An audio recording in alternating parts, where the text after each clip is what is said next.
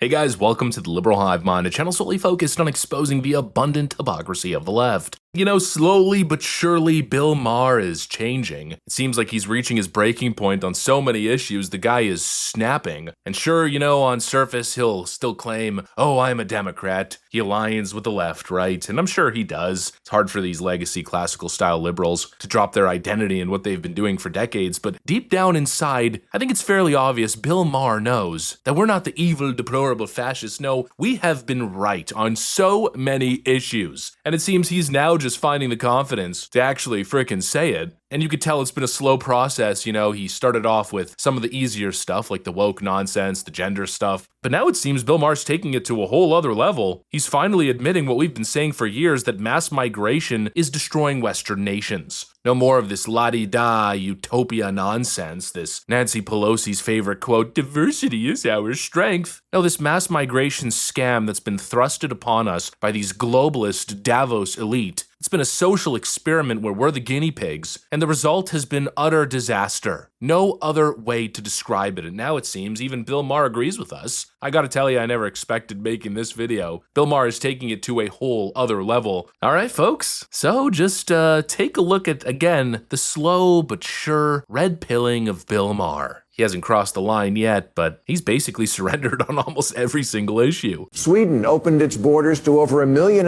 immigrants since 2010, and now 20% of its citizens are foreign-born, and its education system is tanking, and it has Europe's highest rate of gangland killings. And one result is that the far-right parties are in the government now there for the first time. To which liberals say blaming immigrants for the rising crime rate is racist. Yeah, but is it true? Of course it's true. It's not a coincidence the quality of life went down after the Somali gangs started a drug turf war using hand grenades. Calling it racist doesn't solve the problem. It hands future elections to someone who will solve the problem. And I gotta tell you, that is a significant change. Don't forget, Bill Maher's the guy who last said this. But in 1984, I remember walking around London like it was all white.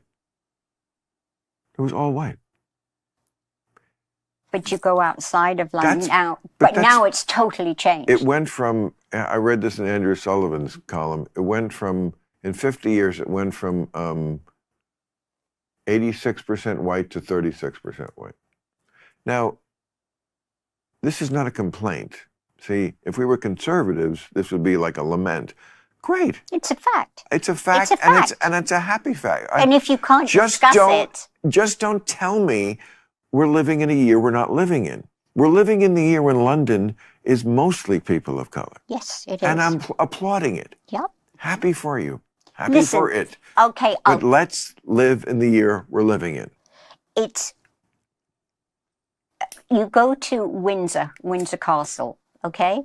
And the town, of course, is called Windsor. And it used to be, when I was a kid, all English tea shops with china, and everybody used to go there for afternoon tea. And you'd go to Windsor Park and watch some polo. And now you go around there, there's no more tea shops. Right. None of that. Right. It's Arabic restaurants. Right. It's Jamaican restaurants. Right. It's Chinese. It is a complete and utter melting pot. And it's great. And it's great. It's great. He went from basically endorsing the Great Replacement theory to now, it seems, ringing the alarm bell. And Sweden's his case study. Sweden now has the highest rate of gang shootings in all of Europe. They got Somali gangs using grenades in their gang battles, Syrian criminal networks running human trafficking rings, turf wars happening in all kinds of different no-go zones in the country. And 20 years ago, Sweden was a freaking paradise. Crime was almost non-existent. Certainly not brazen, broad daylight gang warfare and shootings. And well, what has changed in the last 20 years? I can't put my finger on it.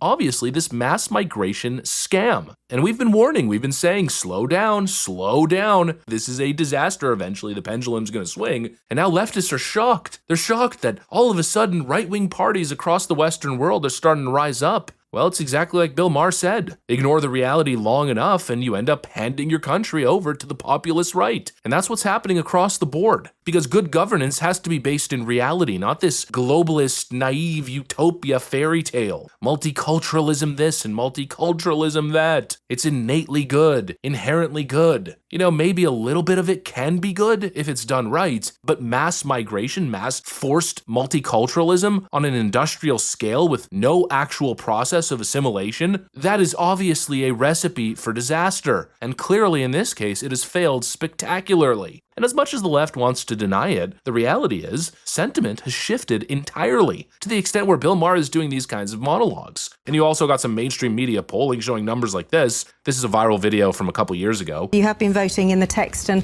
online vote today, so here is the result. Is multiculturalism working? Here is what you told us.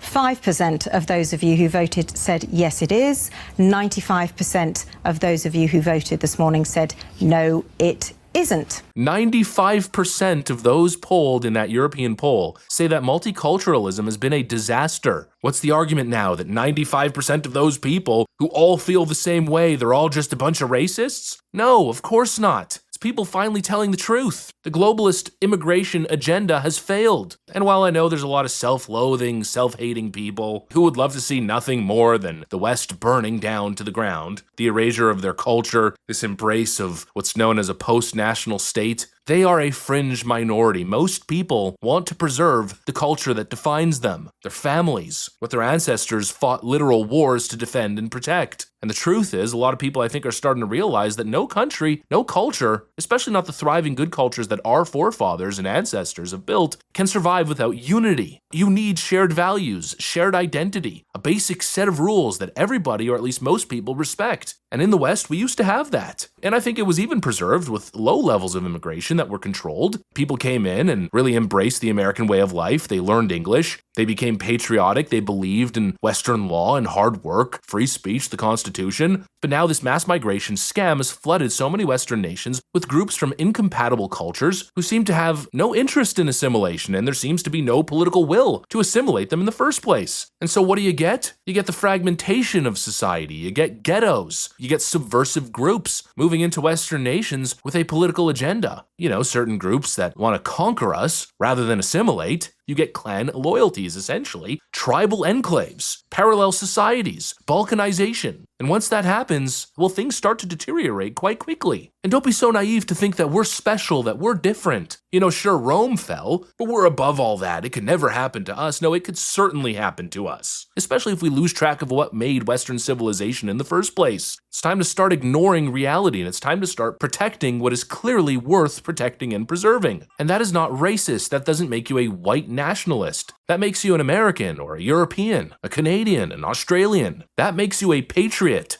Everybody around the world is allowed to be a patriot except for us in the Western world. That right there is a subversive thought. That is a demoralization virus that should never be accepted. There is something worth preserving here. An unfettered mass migration is the biggest threat to everything we hold near and dear. Again, not racism, basic common sense, basic patriotism. And it's not about skin color, it's about culture. Anyways, that's pretty much what I got for you guys. Thanks for watching, and I'll see you on the next one.